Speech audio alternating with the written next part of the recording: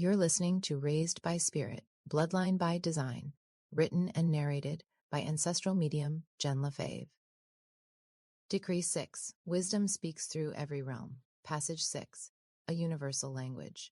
2 years had slipped by since that last undeniable moment of truth in the parking lot with her father. During those years, Jenn began to sense him in an unusual way. Nothing like the steady voices of Maggie, Orion, and Cora. The clear instruction she had once received from him, the kind that had broken through in the parking lot, no longer came. Instead, his presence moved toward her in symbols, in numbers that returned with uncanny precision, in synchronicities threading themselves through her days. She had always known her connection through voice, through visions, through dreams, but this new form of language waited just beyond her understanding. In the same stretch of time, her mother drifted farther along her unchanging path, drawn deeper into solitude, secrecy, addiction, and the shadowed beliefs that shaped her choices, each one glowing faintly, like the final embers of a dying fire. And still, Jenn and Rich kept moving forward. Another move, another transition, yet something in the air felt different this time. They found a quiet stretch of country tucked within winding back roads and sprawling fields, a place that echoed Jenn's southern roots, even though she felt like she was drifting further from her connection. Its arrival paired seamlessly with the moment her sister stepped away from her past, leaving behind her now ex-husband, allowing her sister to find refuge with Jenn and her family there, a brief pause between endings and beginnings. Throughout the years, Rich had built his reputation in a respected construction company, while Jenn secured a full-time role at a well-regarded corporate firm. Both jobs paid well. Their finances, once uncertain, were finally moving in the right direction. But as her sister stepped into her new beginning, another shift unfolded. Rich's mother became the one in need of shelter, and as they opened their home in quiet offering, Jenn crossed a doorway. The pressure from her corporate world rose slow but strong, gathering in the unseen places. For years, she had been living the life everyone told her she should, the pursuit of success that was supposed to bring happiness. Yet happiness never came. It only magnified the illusion of it until the illusion thinned and blurred into quiet misery. As the months continued, that misery didn't stay at the edges. It settled, sinking into every relationship and every space she called her own. That same misery began to fracture her relationship with her mother-in-law, deepening the strain in ways she could no longer ignore. Through it all, the signs from her father kept circling. For 3 years, she unraveled riddles from him, searching for meaning in signs that offered no clarity, only an endless loop. Each sign became another riddle she couldn't solve, another thread that led nowhere. And just when she was ready to let it all go, convinced the signs would never open into anything real, the dream finally arrived. She found herself seated at a bar, warm light flickering overhead, the whisper of voices rising and falling like waves. Across from her sat Rich. Then suddenly she found herself watching, detached, observing the moment from outside herself. As she scanned the surroundings, she saw Kevin seated between herself and Rich at the bar. Silent, unmoving. In an instant, she was no longer watching. She was back, fully present in her own perspective, seated at the bar once more. But the bar dissolved, its edges melting like ink into water, smearing into darkness. The clinking of glasses faded, the voices disappeared. Even the chair beneath her slipped away, all of it gone. Only Kevin remained. His voice cut through the silence. Why are you relying on everyone else to make you happy? He didn't give her a chance to respond. It wasn't a question. You're the only one responsible for your own happiness. His message landed with weight, with certainty. Kevin had shaken something loose, a truth so sharp and undeniable that she could no longer ignore it. Waiting was no longer an option. Action was the only path left. The moment she surrendered to that truth, the universe shifted in response. Within days of the dream, a box of books arrived on her porch, unexpected yet unmistakably intentional. Her sister had left them without explanation, as if she somehow knew Jenn needed them before Jenn realized it herself. One of the first books in the box was The Science of Mind by Ernest Holmes, originally published in 1926. Holmes explores the relationship between human consciousness and divine intelligence, emphasizing one profound truth: thoughts shape reality. The Science of Mind spoke of conscious creation, the idea that what we focus on expands, that belief directs experience. She had spent years waiting for happiness, searching for it outside herself, forgetting that she had always been the one responsible for creating it. As she sifted through the box, another title called to her, The Other Side and Back by Sylvia Browne. It wasn't curiosity, but a pull, a knowing that this book, like Holmes's, held something she was meant to rediscover.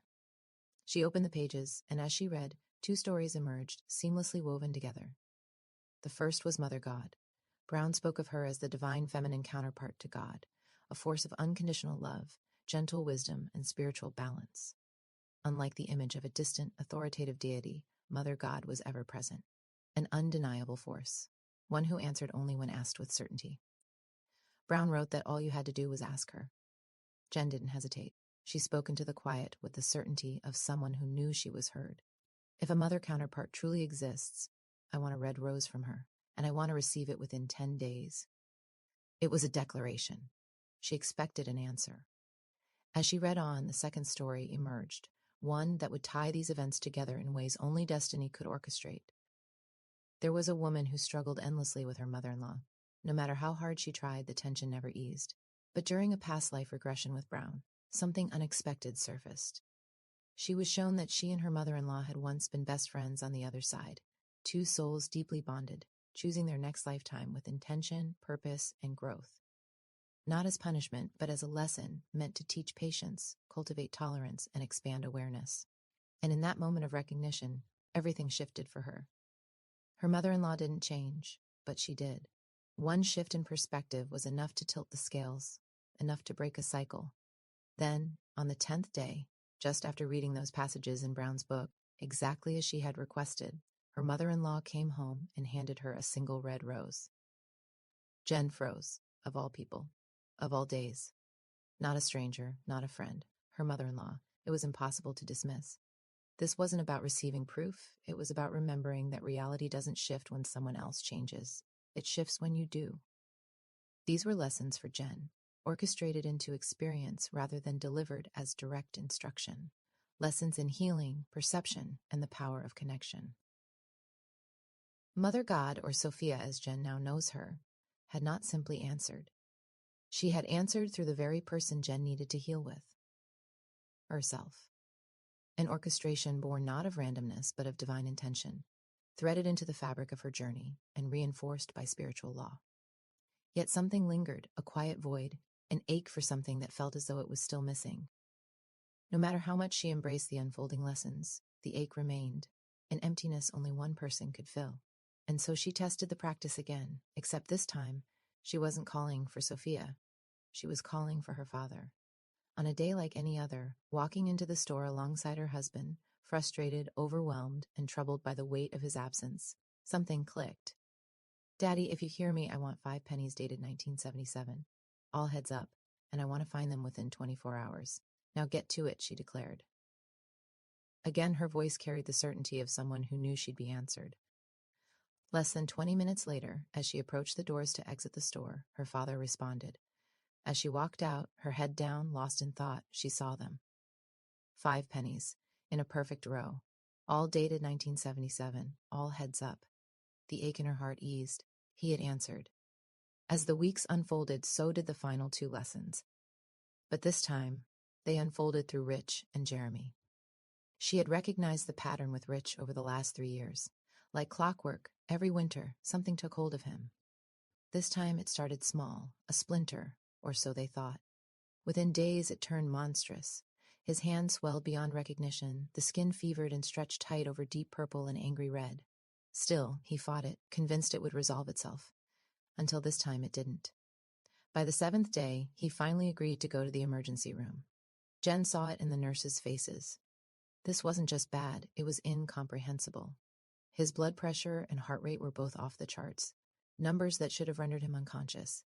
Yet he sat upright and functioning as though sheer will alone was keeping him tethered to the present. They ran X-rays, CT scans, and every test they could think of, but nothing offered answers. No clarity, no explanation. The doctor entered the room, his expression grim.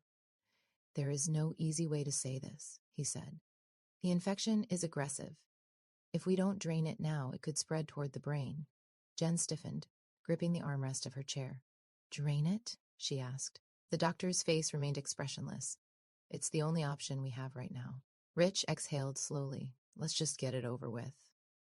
The procedure began without numbing or painkillers, leaving him to endure the raw, unfiltered agony as the doctor cut into his hand and opened the wound to release the infection that had been building beneath the skin. Jenn turned away, unable to watch. "This is temporary," the doctor said. "Instead of keeping you here, you can go home after this, but you'll need to return every day for a draining to prevent the infection from spreading." "Every day, huh?" Rich scoffed, shaking his head. "You aren't fixing the problem. You're just dragging it out, buying time." The doctor sighed, his expression tightening. "I know it's frustrating, but we don't have another solution. We don't even know what's causing this." And so it began. Every morning they drove back to the clinic, bracing for the same brutal procedure. Nothing improved. Nothing changed. It felt less like treatment and more like a ritual of endurance, a countdown with no clear end. By the third night, lying in bed, Jenn's mind refused to rest. Her thoughts churned restlessly until a familiar voice broke through the noise. Maggie's voice. "Go get your blanket," she said. She sat up abruptly, listening for more. Then came another whisper. "Remember, say thank you." She rushed out of bed, got her blanket, and whispered, "Thank you." The moment the words left her lips as she laid back down, a wave of calm washed over her, quiet and absolute, as sleep finally came with ease. The next morning, Rich went in for what was expected to be another brutal draining. She waited in the car this time, unable to bear the sight of it again. No more than 30 minutes later, he slid into the passenger seat, his expression unreadable. "I don't have to come back," he said quietly. Jenn blinked. "Wait, what?" "They removed a cyst," he said, laughing in shock. "A silver dollar-sized one. It just appeared overnight." She stared at him as he went on. "Yeah, I know. They were all thrown off too. But the point is, I don't have to go back. It wasn't there before?" Rich shook his head. "Nope, not on the scans. Not on the tests." This wasn't just healing. It was intervention. Jenn turned toward him, the realization settling deep into her bones. "Say thank you," she said, her voice steady and certain. "Thank you," he whispered, barely audible, but enough. She didn't know it at the time, but every experience over the last 3 years had carried her to this exact moment. Since birth, Jeremy's asthma had always been more than troubled breathing. It was ruthless. It never arrived alone, always accompanied by fever, always unpredictable, always stealing his days. When he started school, no matter how many doctor's notes Jenn provided, no matter how much proof she submitted, the school refused to believe her. Speculation turned into accusation. They assumed she was keeping him home without cause, ignoring the fevers, the inhalers, the emergency room visits, the exhaustion etched into his small frame. She fought tirelessly, meeting with administrators, sending medical records, trying to prove the truth. Still, their doubt remained. Then, just weeks after Rich's hand was healed, Jeremy fell sick again. But this time, she sent him to school anyway. That morning, determined to strip away their doubt before it could take hold again, she called the school. "I need Jeremy's teachers to keep an eye on him today," she said. "He's not feeling well, but I don't want him missing another day." A beat of silence. "Mrs. LeFevre, if he is sick, why is he coming to school?" she said, sharp and cold. Jenn exhaled slowly, steadying herself. "Because every time I keep him home, you accuse me of lying. So today he's going. But if his fever spikes, if he struggles, if anything happens, call me. Immediately." Another pause. "We'll keep an eye on him." She hung up, tension still coiled in her chest. She wanted to trust them. But when Jeremy stumbled off the bus that afternoon, his weakness was visible before he even stepped onto the pavement. They lied. She took his temperature immediately, 104 degrees, heat rising off him, matching the fury rising in her. But there was no time for anger. She rushed to get his medicine and prepare a breathing treatment. Just as his fever finally began to ease, Maggie's whisper slipped through the room. "The arrow wound." Jenn froze. Maggie's presence shifted, directing her attention toward the stack of books she had been reading. She reached for them, flipping through the pages until she found it.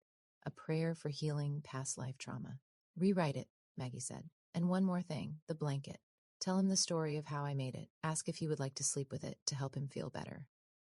She did as she was guided. As she moved through the rest of the evening, busy with the usual tasks, her mind refused to quiet. Until it hit her. "Oh my God, his birthmark," she gasped, the realization slipping out before she could catch it. The body keeps the score reminded her how past wounds imprint on the body. Energetic imprints reinforce that our experiences are not just memories. They are marks, held within us, carried through time, through bloodlines, through lifetimes. That night, and for the 30 nights that followed after Jeremy drifted into sleep, she'd move quietly through the hallway, slip into the bedroom, and settle beside him. Her voice barely above a whisper as she read, "My dearest child, I am blessed you chose me as your earthly mother, your teacher, your guide, your source of unconditional love in this lifetime. As the one entrusted with your care, I vow to nurture your soul, to keep you safe, healthy, and to support every dream that rises in you. I promise to help you remember your connection to the divine source we all come from. I ask that you carry forward the joy, wisdom, happiness, lessons, and advancements of every life you have lived. I declare that any sorrow, fear, illness, harm, hatred, or negativity still held within you be released to our Creator, to be transformed and dissolved for all time. Thank you." She spoke this declaration every night without fail, and by the 30th night, his asthma was gone, permanently. It was all connected. Every pause, every silence, every intense moment had been speaking a language she was in the process of remembering. The dream, the books, the rose, the pennies. Each one had arrived with a precision that defied coincidence, placed like markers in a sequence she was only beginning to recognize. Her father's silence had never been silence at all. It had simply changed form, shifting from voice into the quiet intelligence that shapes all things. Each sign, each impossible riddle, each synchronicity was guiding her toward a deeper remembering. Together they formed a living language, a language that revealed itself only when she became still enough to feel the rhythm moving beneath life itself. And in that rhythm, healing finally had room to take shape. Rich's cyst revealed the weight of emotions left unspoken, the way the body becomes the keeper of what the mind refuses to release. Jeremy's asthma belonged to something older, an imprint carried into this lifetime, a remnant of a wound that had lived far beyond the reach of memory. Yet beneath every sign lived a deeper truth. These moments were not messages, they were initiations, teachings delivered through experience rather than instruction, each one crafted to shift her from seeking to sensing, from waiting for answers to recognizing them, from hoping for miracles to participating in their unfolding. This was the architecture of her awakening,